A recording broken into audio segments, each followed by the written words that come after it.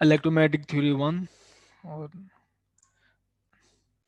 मैंने इलेक्ट्रोस्टैटिक में last lecture से स्टार्ट किया है।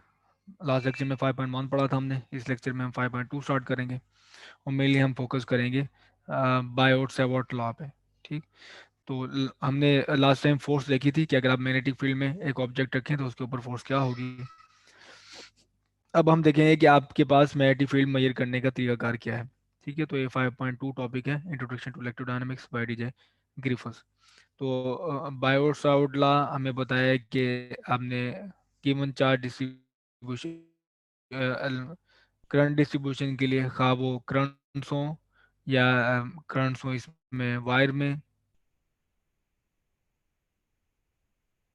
या फिर करंट हो इसमें सभी में मैग्नेटिक फील्ड पैदा होगी, वो आपने कैसे कैलकुलेट करना है किसी पॉइंट आर पे। The Biot Savart law. तो जैसे हमारे पास वहाँ पे स्टेशनरी चार्ज डिस्ट्रीब्यूशन थी इलेक्ट्रोस्टैटिक में, तो उसकी वजह से जो हमारे पास इलेक्ट्रिक फील्ड थी वो कांस्टेंट थी, तो हम उसे इस वजह से इलेक्ट्रोस्टैटिक कहते थे। तो आपके पास इलेक्ट्रिक फील्ड हमेशा डील करती थी चार्ज इज एट रेस्ट पे। तो चार्ज अगर थोड़ा भी मोशन में है तो हम उसे इलेक्ट्रोस्टैटिक नहीं डील करते थे, हमें उसका वेलोसिटी में होना ज़रूरी है, उसके रेस्ट में होना ज़रूरी है। तो सारा जो हमारे पास चार्ज एट रेस्ट जो इलेक्ट्रोडायनामिक्स का सेक्शन था जो डील कर रहा था, वो हमारे पास इलेक्ट्रोस्टैटिक। और जब चार्जेस एट रेस्ट हों तो हमारे पास होती हैं इलेक्ट्रिक फील्ड कांस्टेंट। इसी के क्रॉसपॉन्डिंगली यहाँ पे हमारे पास स्टेडी करंट्स हैं। ठीक। जो करंट्स हैं जिसमें हमारे पास जो करंट है वो कांस्टेंट है, ना वो पाइल होता है ना डिप्लीट होता है चार्ज उसमें, कि ना चार्ज कहीं पे इकट्ठा होता है और ना आपके पास उसमें कहीं से गायब होता है चार्ज आपके पास। ठीक है, तो ना यहाँ पे कोई होल है। तो जितने number of charges per unit time किसी एरिया से पास करें उतने number of charge per unit time through out current पे वो होंगे। तो हमारे पास जो करंट है वो कांस्टेंट होगा। तो इस कांस्टेंट और स्टेडी करंट की वजह से जो हमारे पास मैग्नेटिक फील्ड होगी वो कांस्टेंट कांस्टेंट होगी, और इसको हम कहेंगे मैग्नेटोस्टैटिक्स। तो इलेक्ट्रोस्टैटिक डील करेगी चार्ज एट रेस्ट, और मैग्नेटोस्टैटिक डील करेगी स्टेडी करंट्स। ठीक है, स्टेडी करंट्स है हमारे पास जो कांस्टेंट है थ्रू आउट वायर। तो इसमें हम देखेंगे एक चीज कि पहले पहले तो हम डिफाइन कर लें स्टेडी करंट की डेफिनेशन सही से। ये कंटिन्यूस फ्लो है, और जो कहीं से आप समझ लें कि एक कंटिन्यूस फ्लो है, टोटली वो एक माइनस इन्फिनिटी से लेके प्लस इन्फिनिटी तक सही से एक चार्ज जो है ना फ्लो होते चले जा रहे हैं।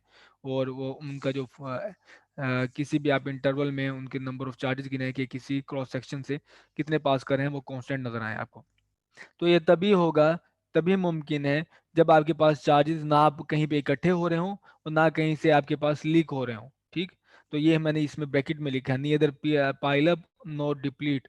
तो आपके पास कंटिन्यू फ्लो ऑफ चार्ज हो, और चार्ज ना पाइल अप हो कहीं पे, ना क्या कहीं कहीं पे इकट्ठे ना हो रहे हो, ना कहीं से आपके पास वो लीक अप हो रहे हो। तो अगर आपके पास ऐसा है, जैसे कि यहाँ पे एक चार्ज है, ठीक है, और यहाँ से भी एक चार्ज पास हो रहा है, यहाँ भी चार्ज ये मूव हो रहे हैं, तो किसी भी टाइम इंटरवल पे ये स्नैपशॉट है। तो आप जब भी उसका कोई भी टाइम इंटरवल लें उसमें से आपको यही इक्वल इंटरवल में इक्वल चार्ज फ्लो होगा। लेकिन अगर कहीं से पाइलअप हो रहे हैं, लेट से यहाँ पे पाइलअप हो रहे हैं चार्जेस, तो यहाँ पे तो इकट्ठे हो जाएंगे। ठीक है, तो जब यहाँ पे कहीं पे इकट्ठे हो गए चाहे, तो फिर आपके पास करंट सीधे नहीं रहेगा। पास जितने चार्ज आपको यहाँ पे नजर आ रहे हैं उतने नहीं है, 5 जैसे हमारे पास है, यहाँ पे कम हो गए हैं या फिर आप कहेंगे कि लीक हो गए हैं चार्जेस। तो ना स्टेडी करंट की डेफिनेशन आप एसोसिएट कर सकते हैं चार्जेस से, और चार्ज ना पे कहीं नहीं, ना कहीं पे इकट्ठे हो और ना कहीं से आपके पास लीक अप हो, तो फिर आपके पास जो करंट होगा वो स्टेडी होगा। तो इन स्टेडी करंट की स्टडीज हमारी पास आती है मैग्नेटोस्टैटिक्स में।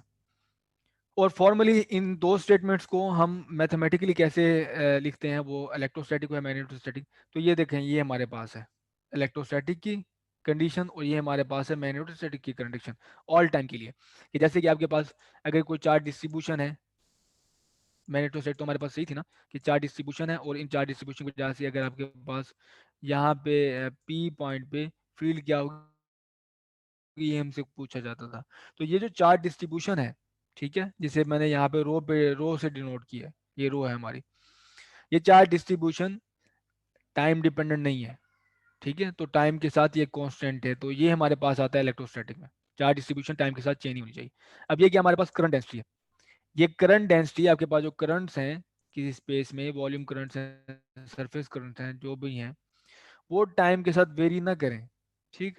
तो स्टेडी करंट्स के लिए टाइम के साथ चार्ज डेंसिटी वेरी नहीं होगी, तो ये हमारे पास है कंडीशन मैग्नेटोस्टैटिक की। तो इलेक्ट्रोस्टैटिक हमारे पास इस एक स्टेटमेंट में है, और मैग्नेटोस्टैटिक हमारे पास इस एक स्टेटमेंट में।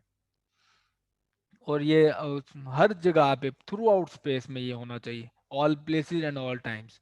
हम हर जगह पे ये ना जीरो होना चाहिए, तभी आपके पास जो होगा ये डील होगी मैग्नेटोस्टैटिक और हमारे पास इलेक्ट्रोस्टैटिक। तो वैसे जो ये हमारे पास चार्जेस टोटली रेस्ट हो और टोटली हमारे पास स्टेडी करंट हो, जैसे मैंने आपको बताया माइनस इन्फिनिटी से लेके प्लस इन्फिनिटी तक करंट जा रहा हो, तो ये वैसे किताबी बातें हैं, अमूमन ऐसे प्रैक्टिकली ऐसा होता नहीं है, तो अब प्रैक्टिकली हमारे पास अप्रोक्सीमेशन होती हैं। और इलेक्ट्रोस्टैटिक भी जो हमारे पास लॉज हैं रियल लाइफ में, प्रैक्टिकल रियल लाइफ में अप्रोक्सीमेटली सही से अप्लाई होते हैं, मैग्नेटोस्टैटिक भी अप्लाई होती है। आप यहाँ से देख लें कि जो हमारे पास हाउस होल्ड हैं, ये सर्किट्स हैं हमारे पास, उनमें करंट वेरी कर रहा होता है 120 साइकिल्स पर मिनट, 120 फ्रीक्वेंसी है, या फिर हमारे पास 50 फ्रीक्वेंसी है हमारे पास, जो शायद पाकिस्तान में वो 50 60 है, आई थिंक 60 है वो फ्रीक्वेंसी है उसकी, 60 हर्ट्स है। तो इस केस में भी आपके पास मैग्नेटोस्टैटिक अप्लाई होती है, हालांकि करंट वेरी कर रहा है अच्छा खासा, तो मैग्नेटोस्टैटिक की जो रिजल्ट हैं उसमें भी अप्लाई होगा। तो लेकिन जो हम लेंगे टोटली वो डिस्कशन करेंगे कि वो चार्जेस एट रेस्ट हैं इलेक्ट्रोस्टैटिक के लिए, और करंट स्टेडी करंट्स हैं, उनमें कोई चेंज नहीं आता टाइम के साथ। तो ये मैग्नेटोस्टैटिक की स्टडीज होंगी। आपको याद होगा कि इलेक्ट्रोस्टैटिक में जहाँ से हमने स्टार्ट लिया था, हमने स्टार्ट लिया था पॉइंट चार्ज से। पॉइंट चार्ज के लिए पहले इलेक्ट्रिक फील्ड डिफाइन की थी, फिर उसके बाद हम एक्सटेंडेड चार्जेस के लिए गए थे, हम उसके बाद लाइन चार्ज के लिए गए थे, फिर हमने उसको डिफाइन किया था इसके लिए सरफेस के लिए, फिर हमने वॉल्यूम के लिए। लेकिन यहाँ पे हम वो ट्रीटमेंट नहीं कर सकते कि हम मैग्नेटिक फील्ड पहले डिफाइन करें चार्ज के लिए, और फिर उसके बाद हम वो एक्सटेंडेड बॉडीज पे जाएं हम।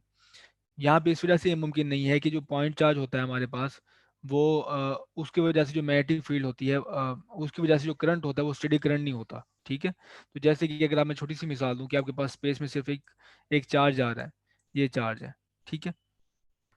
तो आप देखें एट अ मोमेंट वो आप यहाँ पे करंट देखोगे, ठीक है, यहाँ से ये चार्ज पास हो जाएगा, तो यहाँ पे करंट क्या हुआ, डिप्लीट हो गया, चार्ज डिप्लीट हो गया यहाँ पे। यहाँ पे हमारे पास पाइल अप हो गया, यहाँ पे चार्ज आ गया, लेकिन यहाँ पे चार्ज क्या हुआ, खत्म हो गया, चला गया यहाँ से। तो ये तो कंडीशन नहीं है हमारे पास स्टेडी करंट की। तो अगर जहाँ पे आगे मूव कर रहा है चार्ज, तो पीछे चार्ज सारे खत्म हो गए, ठीक। तो स्पेस में कहीं पाइल अप हो रहा है चार्ज, और समझ लें कि कहीं पे डिप्लीट हो रहा है, यहाँ पे जहाँ से गुजर जाता है वहां पे तो चार्ज मौजूद नहीं होता। जबकि कांस्टेंट स्टेडी करंट के लिए जरूरी है कि हमारे पास कंटिन्यूस चार्ज, आप कोई भी स्नैपशॉट लें, आपके पास हमेशा ये इतने चार्ज नजर आए, ना कहीं पाइल अप हो ना डिप्लीट हो। तो सिंगल चार्ज की वजह से जो मैग्नेटिक फील्ड है वो इतनी लिखना आसान काम नहीं है, वो मैग्नेटोस्टैटिक का हिस्सा नहीं है। तो आप जब भी देखेंगे मैग्नेटोस्टैटिक हम स्टार्ट करेंगे, वो एक्सटेंडेड बॉडी के लिए होंगे, वो करंट इन अ वायर होगा, करंट इन अ सरफेस होगा, करंट इन अ वॉल्यूम होगा। तो हमारी मजबूरी है इस केस में कि हम यहाँ पे पॉइंट चार्ज के लिए से स्टार्ट नहीं हो सकते।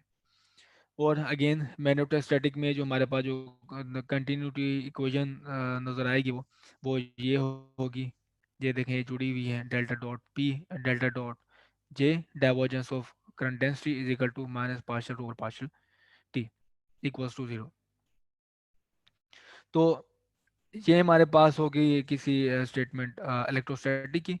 तो जबकि हमारे पास इलेक्ट्रोस्टैटिक में चार्ज डेंसिटी ना पाइल अप हो रहा है, ना कहीं पे डिप्लीट हो रहा है हमारे पास चार्ज, तो चार्ज डेंसिटी चेंज नहीं हो सकती इस तरह से, तो इक्वल टू जीरो होगा ये। तो divergence of charge current density equal to zero.